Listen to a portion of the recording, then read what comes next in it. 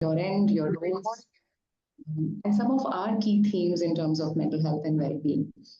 Participants will keep joining in, and we do have a few minutes towards the end if they have any questions. We are hoping that if they can, and if you have possibilities of responding to them, we're open to that. All these questions, if you know, again, the importance is that if you feel uncomfortable answering any of the question, if you feel this is not something that you would like to engage in at any point of time, please raise it to us, flag it to us, and we'll be completely okay to kind of bring that into consideration. That's it. Now I will introduce myself. My name is Pooja. We take care of mental health enterprise here in Pune, India, which is called Safe Stories. We offer mental health and well-being services to individuals, families, and companies and organizations. Our intention over a period of time has been to build mental health a part of daily conversations. And how we do it is through, of course, catering to families and individuals when they reach out to us for therapy, support, and group work, but also to corporates and companies and organizations where we spend time with them understanding their own individual needs, contextual needs of well-being for their employees, curating policies, frameworks where they can support their people in the way that they would like to be supported. Of course, a lot of our services look like workshops, training programs, counseling sessions, mental health conversations, where we keep wanting to build conversations in their own context. I think that's what we do. This panel discussion is more of an invitation to talk about things that are key to us, that are key to human functioning, and also with an intention to invite individuals like three of you who are leading in these spaces and to hear from you and learn from you so that we can keep forwarding these conversations, keep continuing these conversations, which are so pivotal to ongoing change in the economy and also the functioning of the human race, I think, overall. There's been a buzz about mental health, but I think let's decode some of these conversations.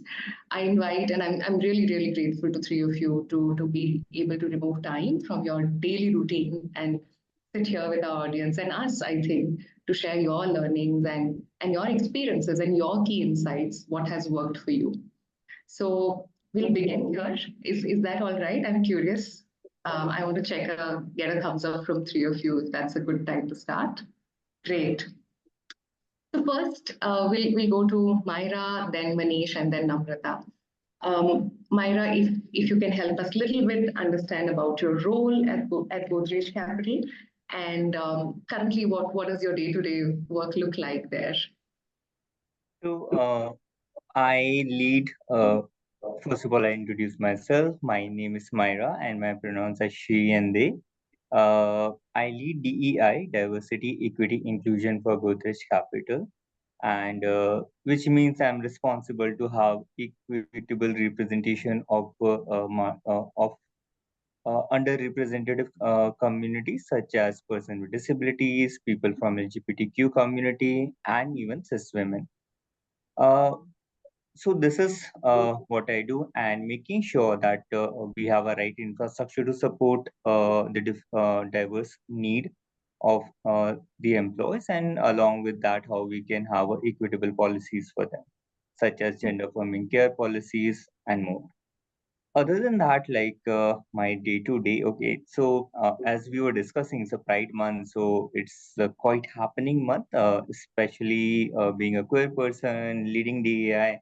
And just Friday, we had a huge Pride parade in our campus where I guess around 200 to 50 people have joined. You will see more videos on uh, LinkedIn and on different social media platforms, which show the solidarity from the corporate with the community, which has been marginalized for so many years. And yeah, so I'm quite engaged in the space right now. So yeah. Yeah, thank you so much, Myra. And we would love to know as we go along, what are some of the initiatives that are making your workplace more inclusive? Yeah. Sure. Manish, if you could help us introduce yourself, what do you do at Honeywell, and what does your day-to-day looks like? Sure. First of all, thank you, Pooja, for inviting.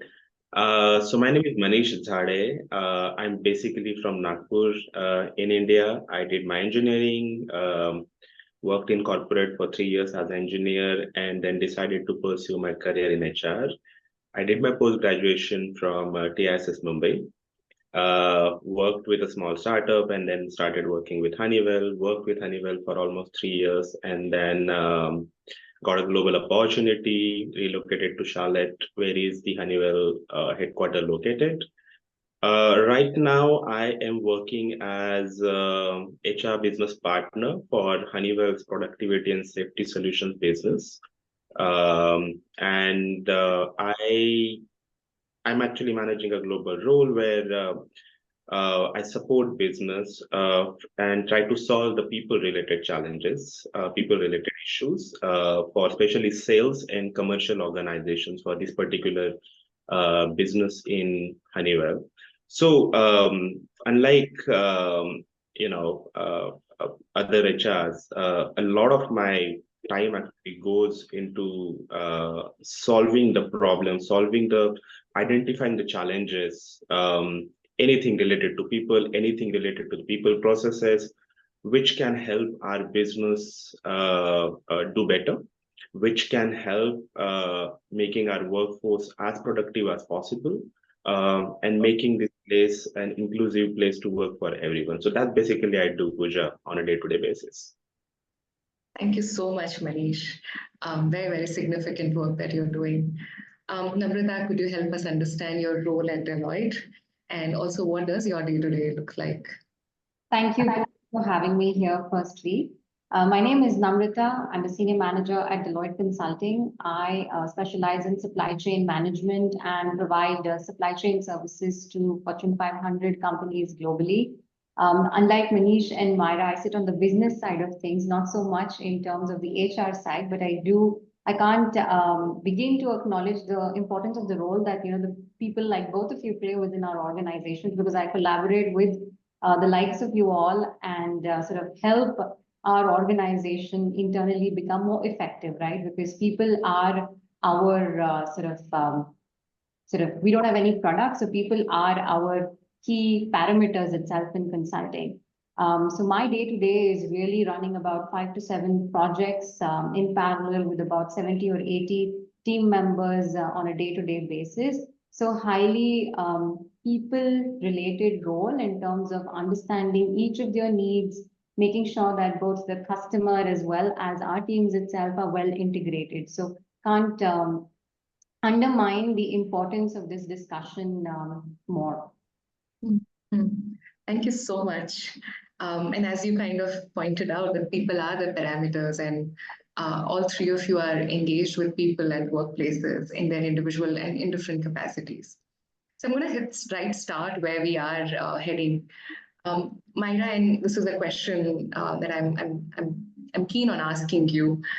What are the current mental health challenges and well-being challenges that you are noticing as a leader at your workplace and the conversations around you? And when you look at these challenges, what are the upcoming trends that workplaces are looking at to kind of help their team members and employees take care of their health and well-being? When we talk about challenges, it's actually different for different people. In workplace, men has different challenges. I mean, cis men, and similarly, cis women have different challenges. Person with disabilities has a different challenges, and even a person with disabilities, person with physical disability have different challenges. Person who are on a neurodiversity has a different challenges, which we call invisible disabilities. Queer folks have the different challenges, and even in a queer folks, trans people have different challenges. Uh, People on sexuality spectrum have a different challenges. Trans men's challenges are different than trans women's challenges. So the needs are very, very unique, if you see. And when we see that one solution does not fit for all, that is so true. You can't have a one static, like a one kind of like a Bible or like a one playbook for all the employees. This will not help. So what uh, and again, if I talk about key challenges, such as if I talk about a person on neurodiversity, if a person has uh, dyslexia, so the person the disability is not seen. So it's very difficult for a manager to provide the support system or the accommodation for that person. Similarly, if you see person on gender spectrum, could be a trans men, trans women, the challenges are very different, especially mental health. There's gender dysphoria, and there are microaggression like in the team, and the people face daily. So we need to create a support system for these challenges. So we need to we don't need to make as I said, like there can't be any solution which can be fit for all the problems or the challenges. So we have to understand what is the unique need of a certain group and how we can build a program or a sensitization training program for our employees. And one thing which wonderfully work for companies is having a right representation. For example, if you are planning some HR engagement activity, and you why not to have a women for it? For example, you are inviting a stand-up comedian, have a women, and even look at the intersectionality there. Have a women with a disability. Yeah. So when other employees see people who are different from them doing the regular work, break their biases, and it does help the company and the work culture. So the challenges it's very difficult to get into it because, as I mentioned, that there are different levels. Yeah. Trans people have a altogether different challenges than a person with disabilities. But one thing, what we need to do is making sure that they feel they heard, and there should be regular feedback, and we should not bucket things. We should take each case individually because every need is different. All transgender people does not have gender dysphoria. So Yeah, I'm also sensing how nuanced mental health is, right? And what you're trying to bring to our conversation is that mental health conversations are not just well-being conversations, they're political conversations, they're systemic conversations, and how each section of society may have their own understanding and needs are very, very unique, and how mental health support needs to be contextualized. So thank you for bringing that to our notice, Myra. And I'm going to now jump to Suni, Namrata and Manish, either of you. I think we can start with Manish. What are some of the challenges that you are facing or you're seeing, Manish, at the workplaces that you're engaged with? And how do you see an upcoming trend in well-being and mental health conversations in companies, corporates, and organizations? Yeah. So I think from my observation, as I lived in different countries, the challenges in different countries are different, right? When I was back in India, the challenges were different. When I'm working right now here in the US, the challenges are different for people here in the US. But there are a couple of things and trends that I observed, which is common across the globe. One is there is a lot of uncertainty among the people with all the changes which is happening right now in the technology, right?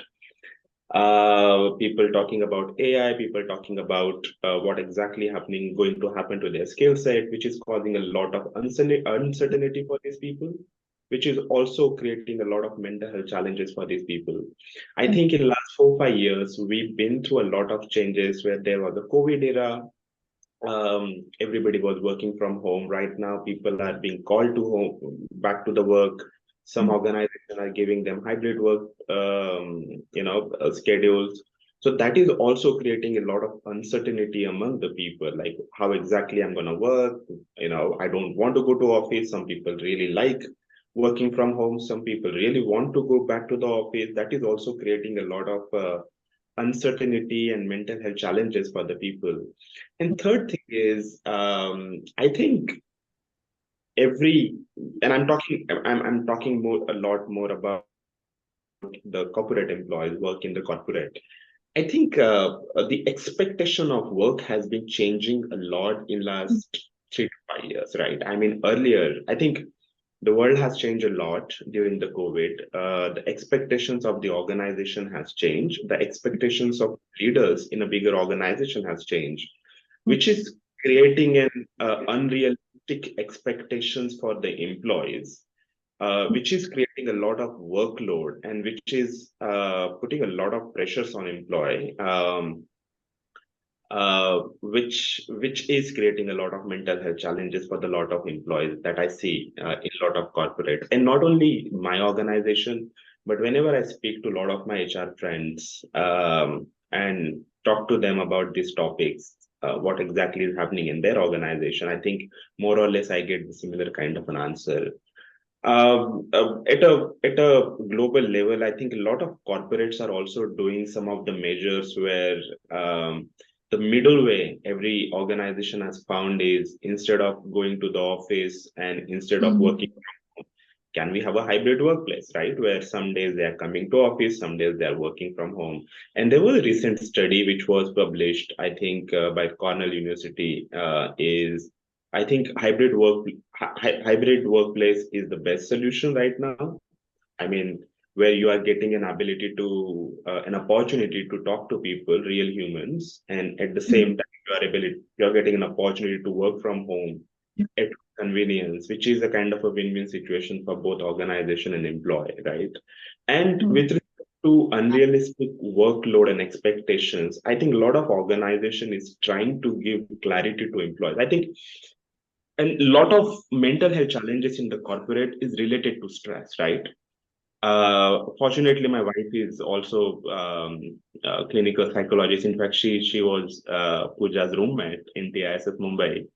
Um, I was talking to her like, why does mental health challenges happens in corporate? And when we're discussing, one of the main factor parameter which came across is stress. Stress causes a lot of mental health challenges in corporate. And why does stress happen? Stress doesn't happen because of lot of work. Stress happens because there is an uncertainty how an employee can do and perform their work, right? So, especially, in my business, what we are trying is we are trying to give clarity to the people what exactly expected from them, how they should deliver, and and how we as the leaders can actually help them deliver that work, right?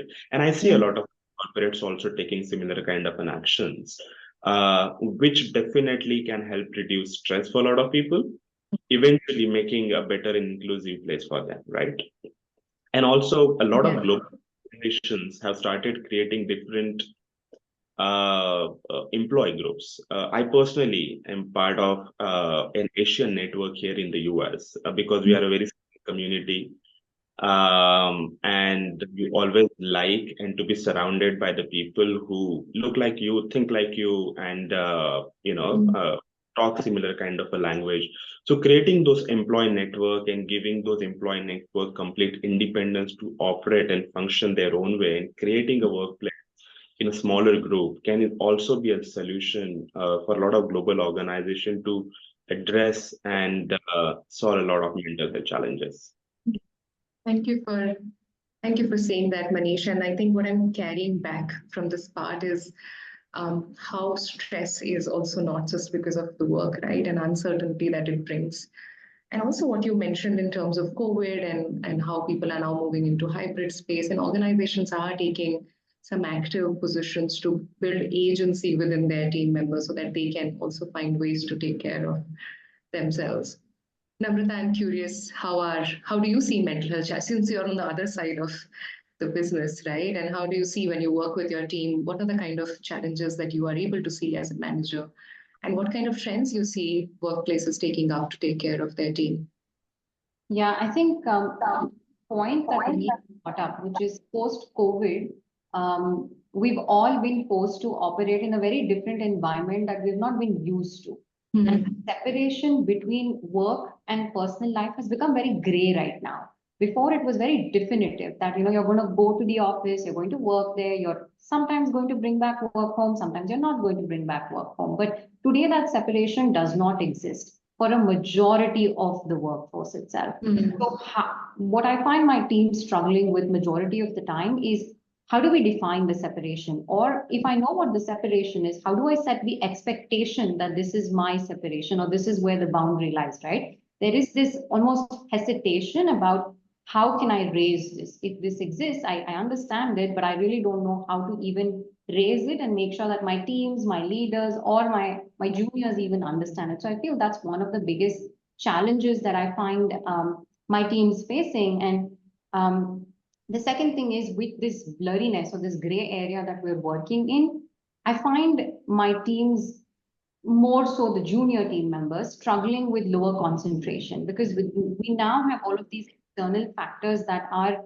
so easily disrupting our sort of concentration powers. We like to be influenced by these external distractions so much that our ability to be effective is losing. We can get the work done, but we need more time to get the work done now because we are struggling with the separation or of when should I really focus on something or how much time do I have to focus on this? So I feel my teams at least typically struggle with these type of sort of factors that then becomes the cause of what we label as stress, right? Because they really are working in that uncertain time right now.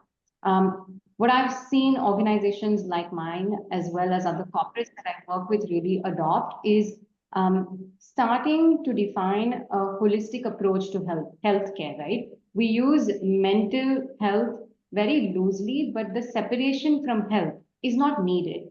Mental health is a part of your overall health itself. I think organizations these days are starting to recognize that there is a very interconnectedness between sort of your physical health and your mental health, and they don't have to be separate. So we try to bring that in from an daily sort of operating perspective. Like, for example, I set an example for my team saying that I'm not available at these hours. If it's needed, you have to make sure I understand that it's urgent.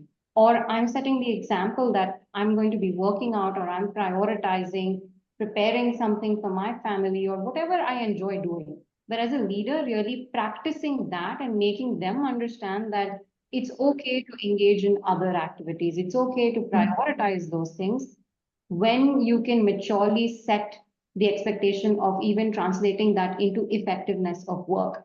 So I feel when I talk about trend and challenges, I feel this is how I can break it down, but I'm sure there are much more deeper angles that can be taken to this.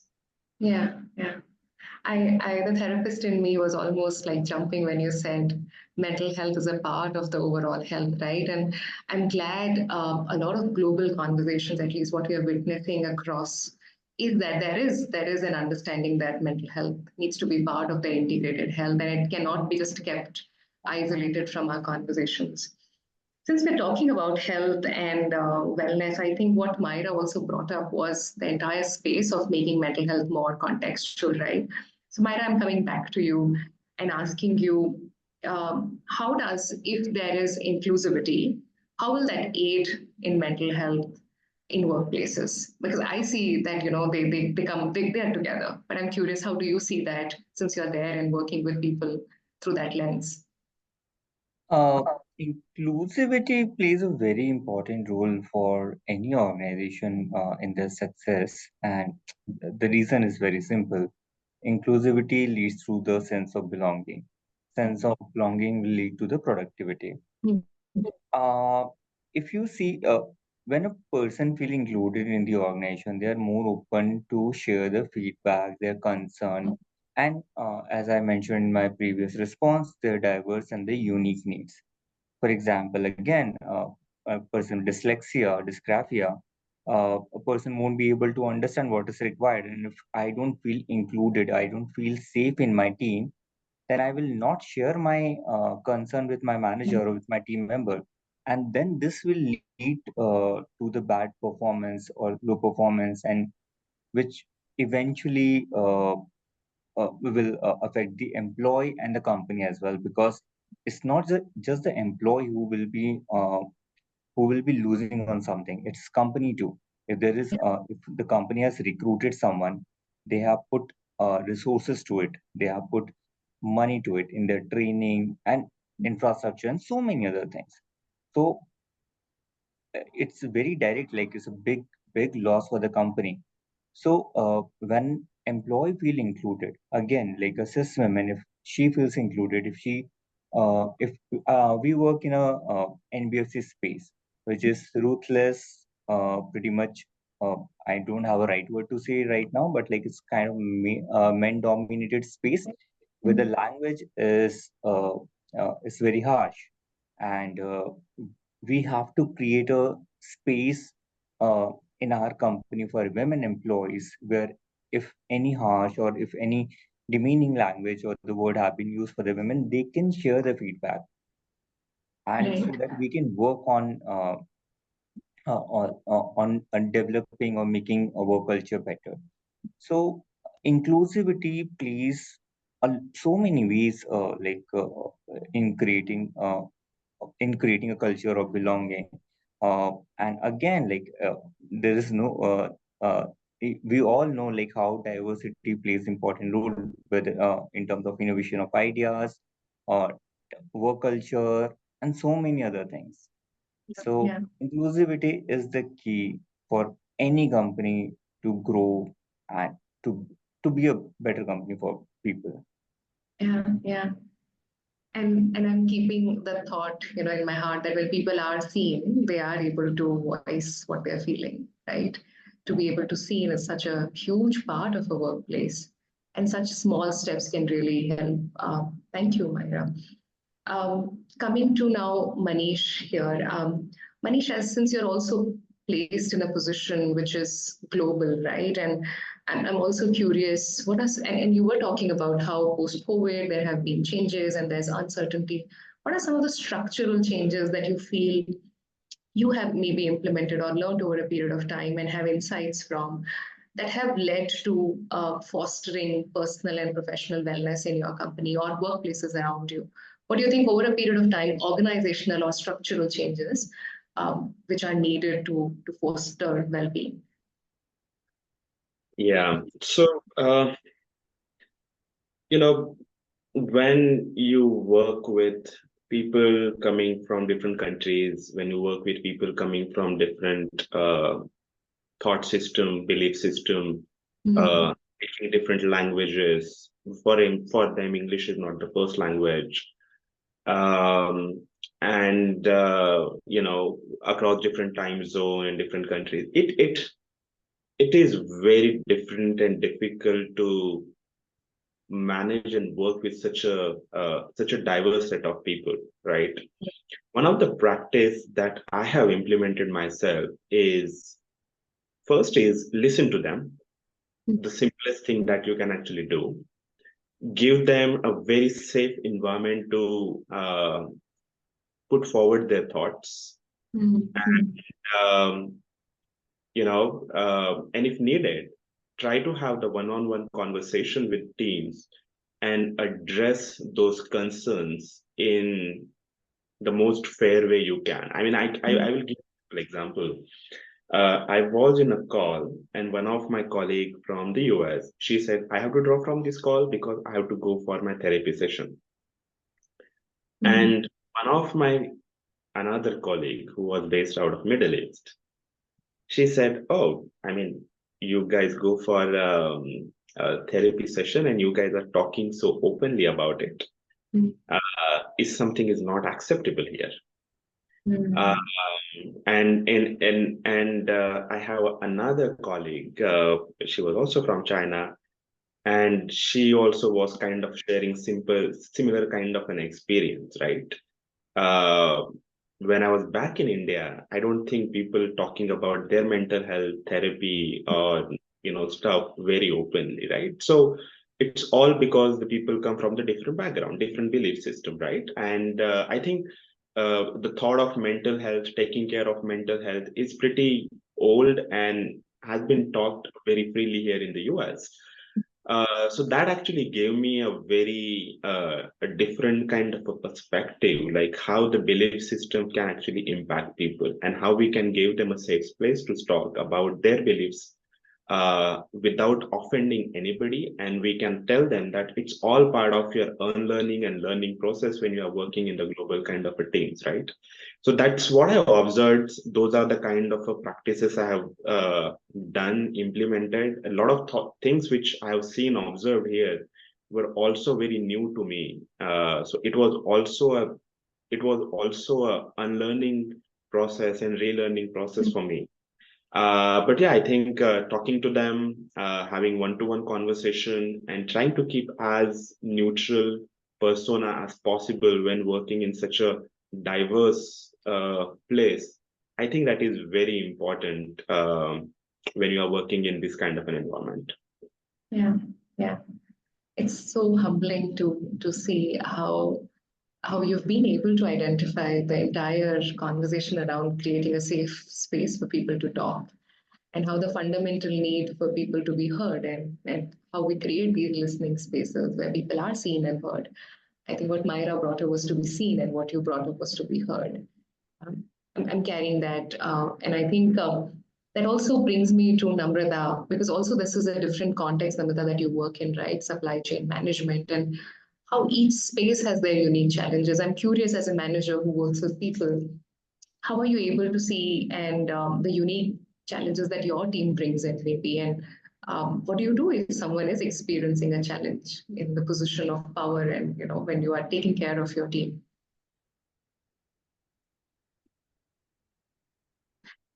We can't hear you, Namrata. You're on mute. Sorry. Yeah. Sorry. Yeah. Like most other industries as well, supply chain is one that is often disrupted due to external factors, be it just supply chain disruptions, be it trade disruptions, political disruptions, technology disruptions. That leads to talent uncertainty, which Manish was raising about, right? Uncertainty about being skilled enough, uncertainty about having that competitive edge, uncertainty about, are you going to be replaced by Gen AI in the future, right? That uncertainty sometimes starts creeping into the ability to deliver. And the way we tend to sort of address that internally is to share information.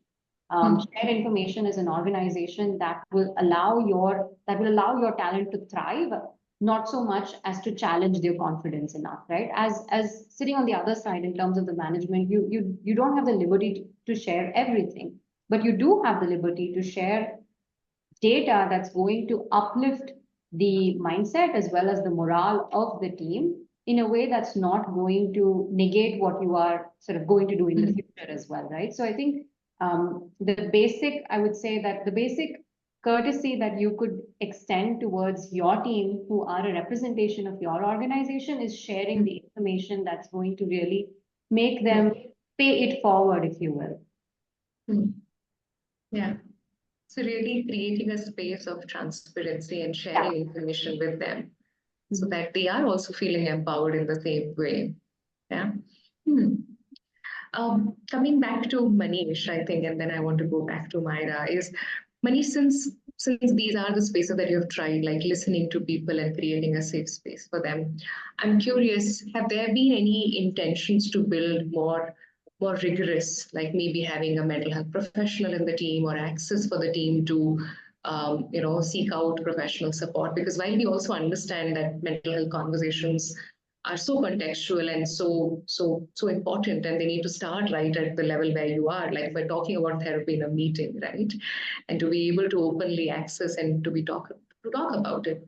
But are there systems in place that do you see that happening, where people can actually take or access help as and when needed? How do you feel about that? Yeah. So yes, I think a lot of global organizations have a lot of structured programs associated with mental health.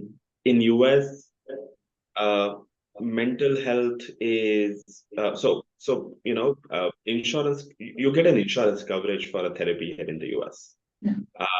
So it's part of your healthcare plan. So it is treated as a healthcare benefit for employees, right? So in most of the organization here in the US, a therapist or a mental health professional is not located here in the office or workplace premises, because throughout the country it is something treated as any other health benefit, right?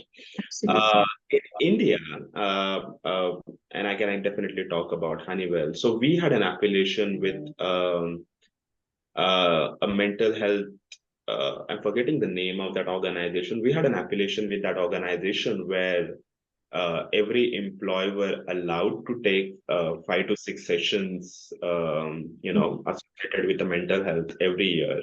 And the topics were different. I mean, a lot of female employees who come from their maternity leaves, and a lot of female employees go through the postpartum, and not a lot of people are aware about it in India. Not a lot of managers are sensitized about it, right? Uh, and those kind of a sessions, group sessions, has been arranged at a country level back in India.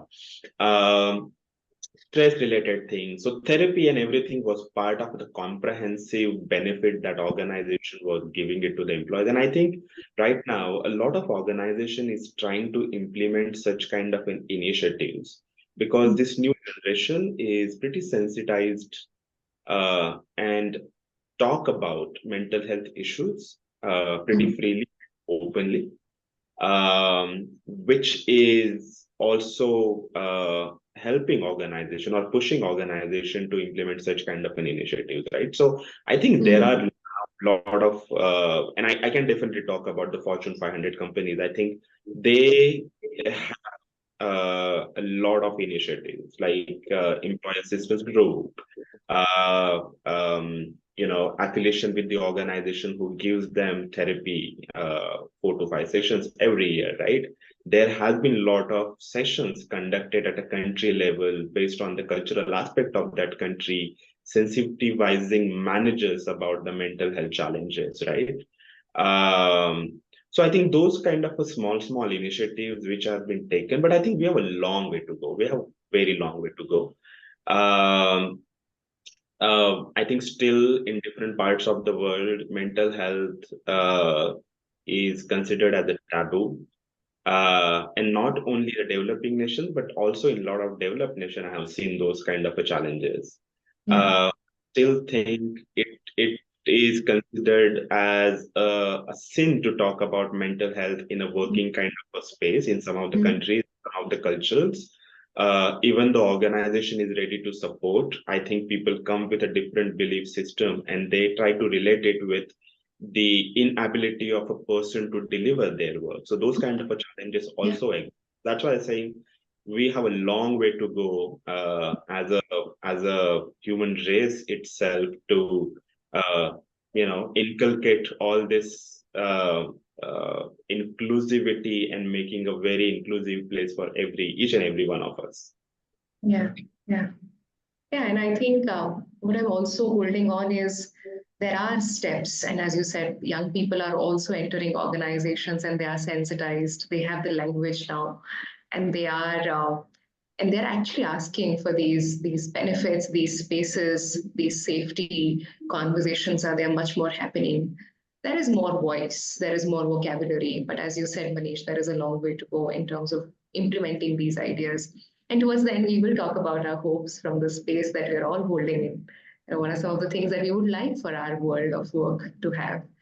Myra, looking at your work and profile, I'm very curiously, specifically interested in what are some of the actionable ways that you feel organizations can work on and adapt to make their workplace more inclusive, mentally more acceptable, healthier and happier and more sustainable steps? What are some of the key, very takeaway sustainable steps that organizations, and maybe Manish, Namrata here, and everyone, each one of us, what are some of the things that we can take back to our workplaces to make them more inclusive? Many things actually companies can do, and first of all, like having a partnership with the mental health service provider, and again, like being very mindful who you are partnering with. Do they understand the diverse need? Are they Mm. queer affirmative therapists? or are they understand diverse need of a person with disabilities? So it's not just like onboarding a random mental health service provider, but like being very, very mindful about who you're partnering with. So that's the first step a company should do. Second is having support policies for women, like for such as menstrual leave policies in place, other than equal parental policies, so that there is a less burden on women and things will be taken care of by both the partners. Other than that, sick leave. Some people have like I see a lot of company have like 22 sick leaves in a year or 30 in a year or so.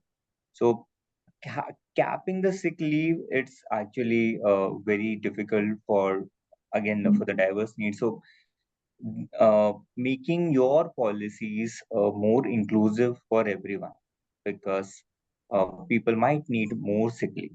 It's not like they will misuse it or anything like that. Other than that, gender affirmation care policy. So if you have a person in your company, and you might have the person may be not out because out of fear or something. So do you have a like support system there? First of all, uh, like in Godrej Capital, in Godrej Group, actually we have partnered with the uh, insurance provider which covers gender affirmation care for the transports, and it ranges uh, between cost of HRT to surgery to diagnosis tests and all. So you have to have all these policies in place. You should have a gender agnostic posh policies, anti-harassment policies. Again, gender neutral, not specifically for one or two genders. Other than that, you should have employee support group where employees can contribute towards the workplace, where they can come up with the ideas, be it policies, infrastructure, work culture, uh, actions, all these things. And again, like not to missing on the small things of like celebration. There are so many days we have like for such as International Disability Day, Pride Month, International Women's Day, Dyslexia Day. Use these as a tool to sensitize your workforce. Yeah. It does not have to be very expensive. It does not have to be uh, like very big event or anything as such, but like use your internal communication effectively. Yeah. And it's not like the one pride like one of the company has reached out to me and they were like, okay, we want to do something in a pride month, what we should do. And they told me a couple of cases. I said, okay, you should do a sensitization program. You should launch a sensitization program for all your employees, because it's not like a one time thing.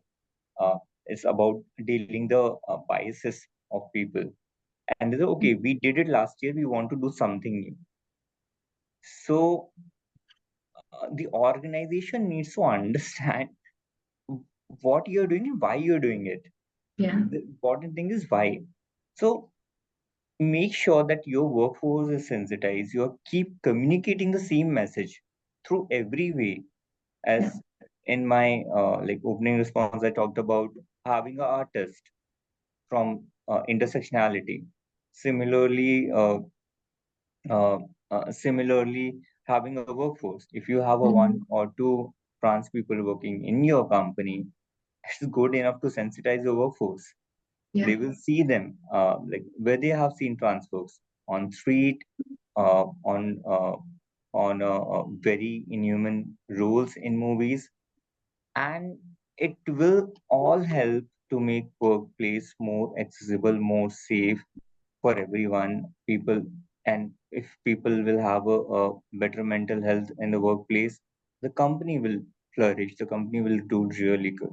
So these are Yeah. the small things companies can take to support mental health of all the employees, understanding unique need, and create a support system for it. Thank you so much, Myra. I think I'm holding on to robust policies, frameworks to kind of build inclusivity, taking actionable steps to kind of foster and to build space for diverse groups and bring all the marginalized groups into visibility, right? And I think talking about lived experiences, letting people know, asking them what do they need, and I think a lot of things that you shared are very, very doable. And what you said, when organizations need to understand why they are doing what they are doing, I think the why of it holds a lot of space in these conversations. So thank you for reaffirming that. Namrata, since you work with your team, right, and you're part of global organizations, your clients are these big companies, organizations. What do you think, as someone who manages people, sits on the other side of business, what are the key steps that a workplace can take, particularly to enhance well-being and mental health and well-being, and in these conversations in workplaces? How do you see that? Yeah. For me, I would say, coming from an organization that has this large global presence, over sort of 10 lakh practitioners globally, and working with these organizations, the one thing I often um, ponder upon is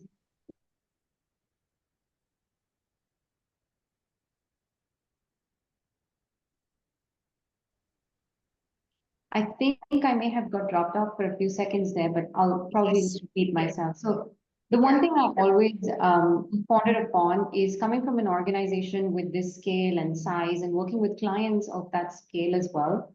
All of these organizations have laid the foundations and have all of these, infrastructures available, but at times people are not aware about it. That's the most basic, right? That organizations have it, but they're not doing enough to just broadcast that you can make use of all of this. So I feel organizations need to do a better job at sharing what is available to your talent and how can you maximize leveraging it.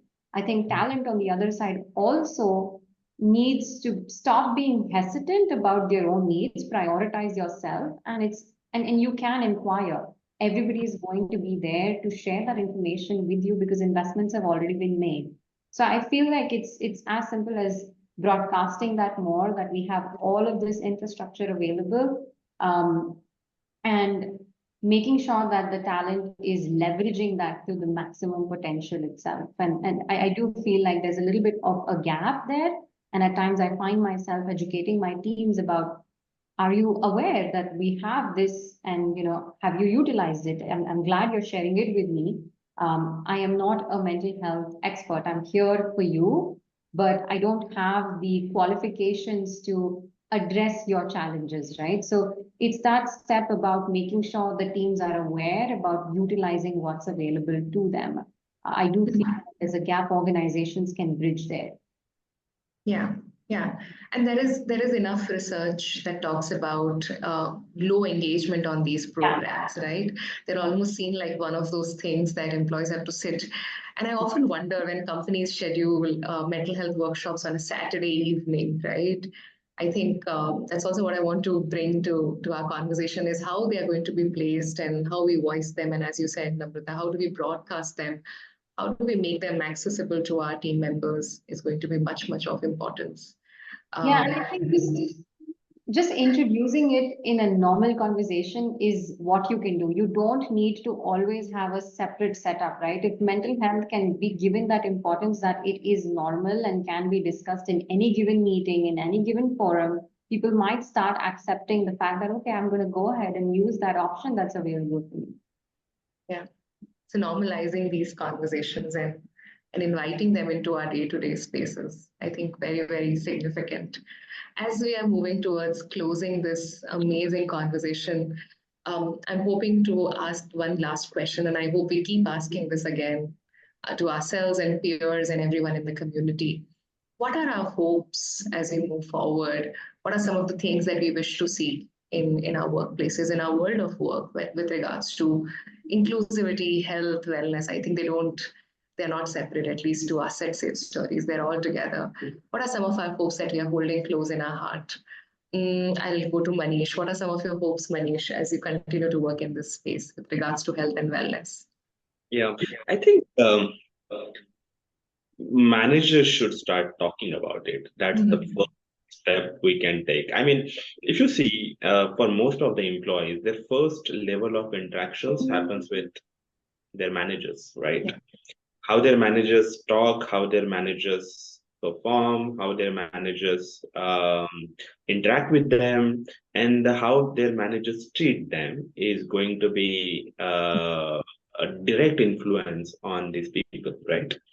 So if a lot of managers will start talking about this kind of an issue, that this kind of an issue exists, that's half the work done, right? And the second thing is, I think the senior leaders in the organization are now understanding, they're listening to these thoughts. And that is one of the reasons a lot of organizations have now a diversity and inclusion, one of the function, right? Because they want to implement those kind of an initiatives, right? But I also see that a lot of senior leaders don't come forward and talk about these challenges, even though they actually fund these initiatives, they put in place these teams, functions. But yes, if they will also start coming, talking about it, and if they share their vulnerable side to it, that is going to make a huge impact, right? Huge impact. I see when one of the Fortune 100 company, in fact Fortune 10 company, when their CEO came out and spoke about it, uh, it kind of created a big a financial turbulence because of the stock falling for that company and everything. But eventually everybody understood that he is also a human. They also have a need. They also have the vulnerable side to it. And that created such an inclusive place for a lot of employees in that organization. Employees came actually in support of that leader. So those kind of things happening at a fundamental level will help us, solve and get this, initiatives implemented and accepted by the broader audience in a better way. Yeah, yeah. I think a lot of things I resonate with, and I think everyone here in the room and in conversation will resonate. I think people speaking, people in positions of power and influence, talking about mental health and well-being and humanizing these conversations and becoming more vulnerable in our spaces, more authentic. I think, yeah. Thank you so much, Manish, for reaffirming these ideas. Namrata, what are some of your hopes as you continue to work on the other end?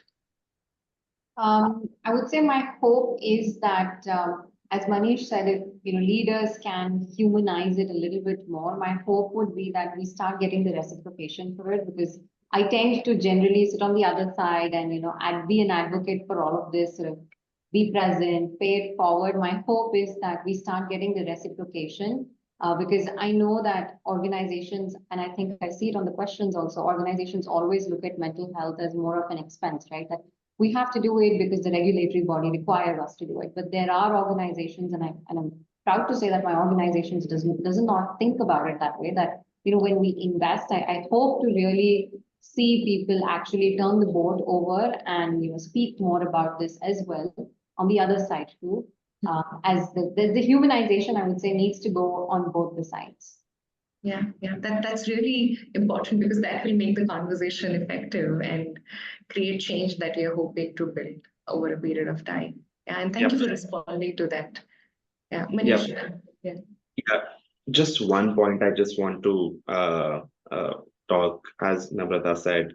I think after COVID, a lot of things change. And the reason for those things changing, because uh, along with every employee in the organization, I think the senior leaders, people in positions of power, they also been through the similar kind of an experiences. Actually, COVID brought everyone to a same ground where everyone went through similar experiences, facing and experiencing similar kind of thoughts and issues, which even made these leaders start thinking about like what we can do at organization level started happening. And that's why you see a lot of organizations implementing a lot of mental health initiatives, a lot of mental health discussions happening after COVID. I think before COVID, this part was very less talked about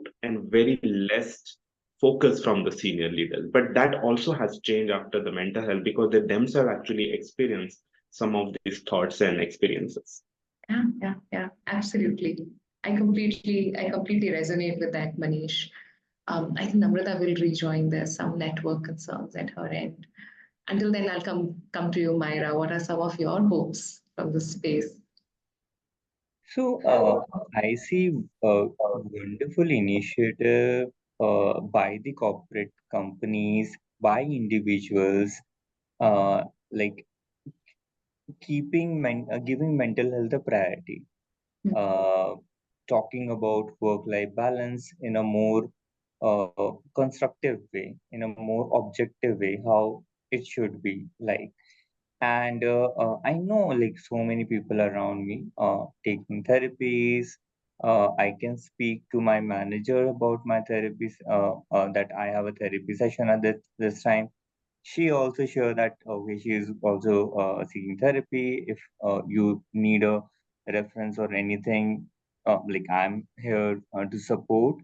Uh, Another thing is what I have seen is uh, like there is context in mental health.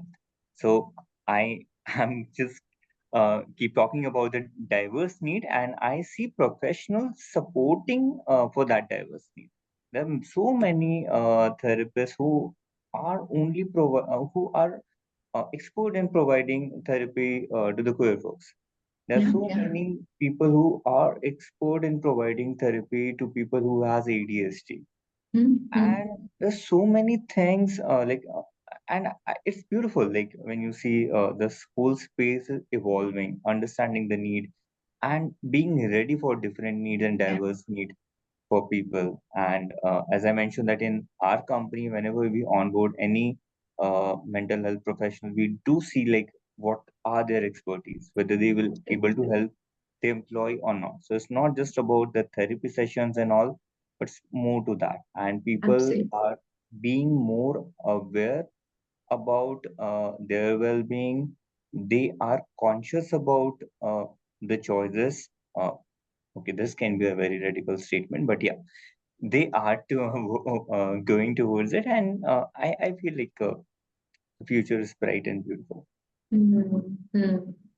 And I'm very consciously holding this very important insight, Myra, that you're bringing to our notice is how therapy needs to be contextual, right? How there are practitioners who are gender affirmative, queer affirmative. We need to look at mental health as a not as a tool for oppression anymore. And it has been talking from a very therapist side. Mental health has can also be oppressive in nature, and I think creating contextual systems, acknowledging diverse voices, and really looking at what kind of we are.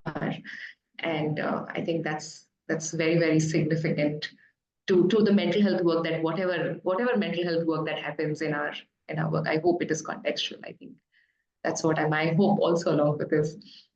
Uh, I do feel Namrata has had a power cut, and I think that's all right. We are at 5:59, so I'm going to be very respectful of the time because all of us are removing time for this conversation. Thank you so much, Manish, Myra, for spending time here and talking to us. What are some of the roles that you do? What are some of the pivotal, key, important, insightful work that you're doing in your work? And thank you for sharing insights. And I think what we are holding is there is work, there is a long way to go, but also there are systems. We need humanization. We need more vulnerable conversations. We need contextual mental health. We need mental health that works for everyone. Thank you so much for joining us. I extend my gratitude from the entire team at Safe Stories for doing this for us. And we will be putting this live recording. Also, there are people joining from different spaces. And thank you so much. And we hope to stay in touch and keep learning from you as we go along. Thank you, Manish. Thank you, Myra. And thank you, everyone who is listening to us today. Thank you, Look, Pooja. Thank you, Manish. Thank you, thank you. Anjali. Thank you. Thank you, everyone. We're going to close the meeting and we look forward to seeing you on the other